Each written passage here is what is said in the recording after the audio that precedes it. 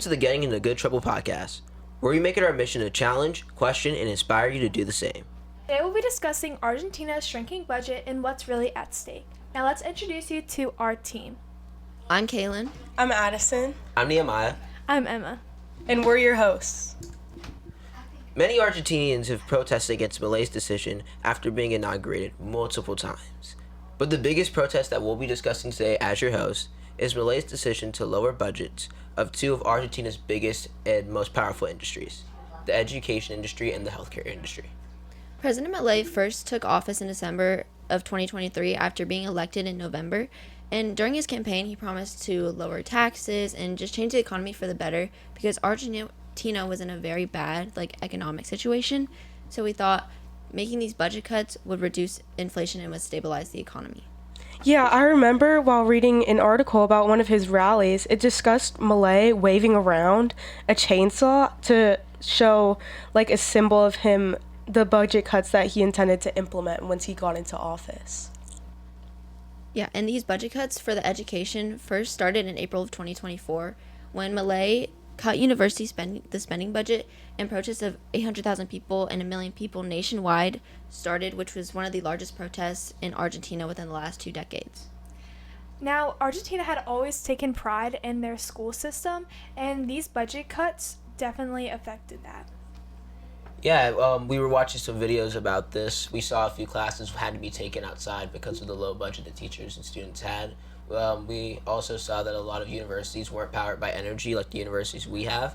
They were powered by candle lights. It just wasn't a good environment for education at times. Yeah, the University of Buenos Aires was the one that lost electricity and used candle lights. And they also said that that they had experienced an 80% cut to its budget in April. Yeah, I also read this article about how not only are teachers being affected by this, but students are too. Students are giving up on their education and their studies, and they're not coming to school anymore because they can't afford the buses, the trains, they can't even afford books to manage and get around at school. Yeah, losing materials because of these budgets is really affecting the students. Yeah. I know that we interviewed our teacher, Miss Hollingsworth, on what she did when she experienced budget cuts and how she had to manage with materials and teaching during this time. Yeah, let's put in a few clips of her interview. My name is Lene Hollingsworth. Okay, what subject do you teach? I teach math. Have you ever experienced budget cuts in your own school or district? Yes, I have. What was that like? You just have to be a little scrappy. Make sure you have some markers stashed away, plan carefully for your printing needs, find some at home, bring in extra paper if needed. Those were some great insights from Ms. Hollingsworth. And going ahead into October of 2024, President Milei vetoed a law that was passed by Congress that would increase university funding. Again, like Emma Jane was mentioning earlier, according to AP News, this was a nation that had long considered free education a critical engine of social progress, and the president vetoing this law was a big step in the wrong direction.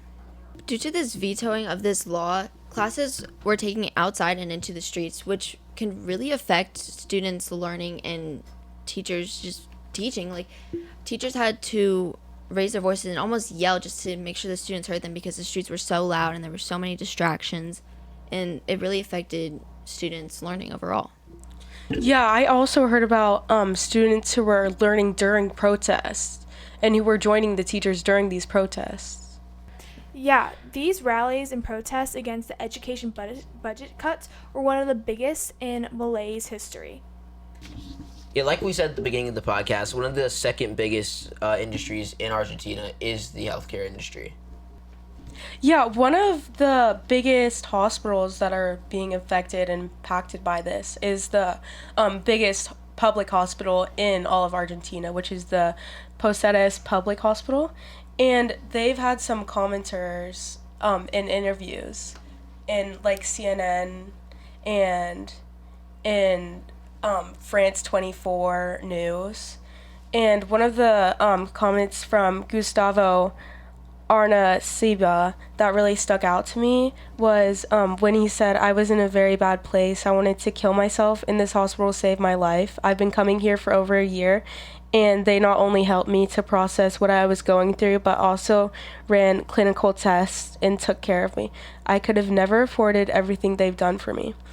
And I think that this just shows like how much the patients are being affected by this, and like without these public hospitals, so many people in Argentina would not be able to get help or might not even be alive, like what Gustavo's situation was. Yeah, with these budget cuts, it kind of makes that almost impossible because the hospitals need funding. And we talked to Dr. Tiffany Colarusso about how budget cuts really affect healthcare and the patients around them. Yeah, let's put in a few clips of that interview. Hi, good afternoon. I'm Tiffany Colarusso. And how long have you been in healthcare? I am a pediatrician, and I have been a pediatrician for over 20 years. So that means I know how to take care of babies and children. And how do federal budget cuts affect the healthcare and the people that receive? That's a great question, and it's not an easy answer. So the answer is it kind of depends. It depends on what type of cuts, how big are the cuts, how much, where is it affecting services or eligibility criteria. So I'll ground it in what we were talking about earlier and how that affects it. So, for example, Medicaid. So maybe the income eligibility criteria is changed so that less people then qualify to be on Medicaid. So that is a relation to the cuts. Or maybe the type of services that are reduced if there's a federal cut. Or maybe services that were once free may have to be paid for and will cost something by the people that are on Medicaid. For CHIP, it's kind of the same thing, but also, so if the federal amount in the state-federal partnership decreases due to federal cuts, so then maybe the state will have to decide whether they kick in more money for coverage on these services, or maybe the state says, hey, we can't provide these services, or this may cost people more. So again, that kind of depends what services, who's eligible. Relating to doctors and hospitals, so we doctors may not get paid for as much, reimbursed as much by Medicaid and the federal insurance programs. And so let's put it in a real life example for families. So if a family has to pay for something that maybe was previously free or covered by insurance by a certain amount, they may decide not to have that health care. So maybe they won't go for vaccines for their child, or maybe they won't take their child to the doctor if they're feeling sick, or maybe they just won't buy the medication that the child needs, or may look for a cheaper alternative to the medicine. So that's really important. Sometimes it can be, do I use my money for groceries or for paying for this medication? So basically the amount and the type of health care that people receive may change as a result of budget cuts, or people may have to pay more themselves for the care. And like I said, Medicaid is the largest health insurance company in the United States. So that's a big chunk of care for people. Those are some really great insights from Dr. Tiffany Colarusso. Now let's get into how the healthcare system and the school system came together to protest against these budget cuts. As we mentioned before, 800,000 people and 1 million people nationwide were protesting, and that was not just education, but that was also in healthcare. Yeah, it was the second biggest protest in the last 5 years in Argentina, which is pretty crazy. It showed that a lot of people cared about this movement and really were against President Milei. Yeah, so the government's actually been accusing the hospitals, the public hospitals that are helping a whole lot of people, of overspending and going over their original budgets, which is why Milei's focusing on transferring the profits of 11 public hospitals. Yeah, one of the main things that President Milei wanted to do when he got into office, when he was inaugurated, was that he wanted to lower inflation. A lot of people in Argentina said that either inflation was down or inflation went up. It's a real 50-50 when it comes to Argentina, and the rate of their election and the eventual results of their election heavily showed, because a lot of people were with him and a lot of people were against him. I believe at the end of the election there was maybe a couple of votes that allowed Milei to be elected. Yeah, it was only about 13, but like it was not a big margin at all. Yeah, it was a really close election. A lot of people say that Milei, when they see him, he comes off as a good person. They believe that Milei isn't the best publicly, or when it comes to the politics side, his way of usage could need work. That's what a lot of his critics would say. A lot of people that do support Milei say that he's doing a good job. He always keeps objectives up, and his morals are very high.